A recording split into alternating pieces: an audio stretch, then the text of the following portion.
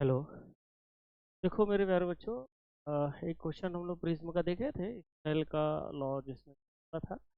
इससे भी काफ़ी लंबा चौड़ा जो है ये क्वेश्चन जो है, ये क्वेश्चन 2018 में पूछा गया था। और 4 में और 92 में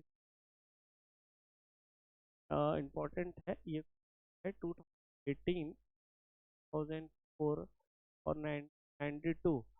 तब ये क्वेश्चन बार बार ऐसा क्वेश्चन पूछ रहा है। इसी टाइप का क्वेश्चन हो सकता है आपको जो है आ जाए। ठीक है। देखो इससे पहले जब हम लोग देखे थे वहाँ भी स्नेल का रूल फॉलो किए थे। देखिए यहाँ पर बोलता है refractive index of the material of prism.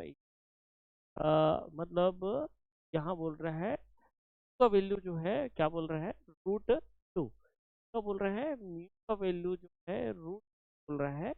और and the angle of prism is, and the angle of prism 30 30 degree.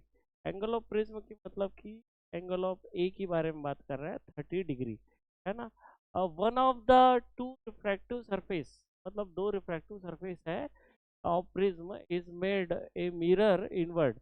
इसको जो है को मिरर बना दिया बाय सिल्वर कोटिंग करके a beam of monochromatic light entering.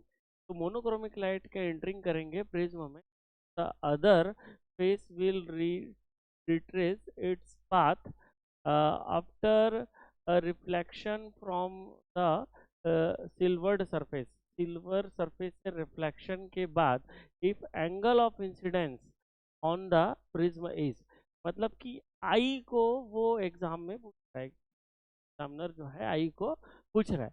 तो देखिए ज्यादा कुछ नहीं है, स्नेल का रूल लगाएंगे यहाँ पर, equal to sine I by sine आपका आर। ठीक है। और आर जो है वो ए के बराबर है। ठीक है, तो साइन ए ही लिख देता हूँ, आर नहीं लिखता, साइन ए ही लिख देता हूँ। यहाँ पर देखिए sine I is equal to two sine A. ठीक है, समझे। यहाँ पर का वैल्यू कितना है, तो ठीक है। और साइन ए मतलब क्या होगा, साइन आपका 30 डिग्री। कितना है, 30 डिग्री। साइन ए यहाँ पर कितना है, 30 डिग्री है। ठीक है, तो साइन आई, ठीक है, तो √2 और यहाँ पर 1/2, साइन 30 क्या होगा, 1/2 होगा। ठीक है, तो यहाँ पर हम लोग देखेंगे कि साइन आई अगर 1/√2 है, तो ये आई का वैल्यू यहाँ पर क्या हो सकता है, क्या होता है साइन आपका 45 डिग्री में क्या होगा, साइन 45 कितना होता है, अंडर रूट रूट 1/√2, है ना, √2। ठीक है, तो यहाँ पर कितना होगा, आई का वैल्यू कितना होगा, कितना होगा 45 डिग्री। यहाँ पर कहीं दिख रहा है 45 डिग्री, यहाँ पर 45 डिग्री, यहाँ पर क्वेश्चन दिख रहा है।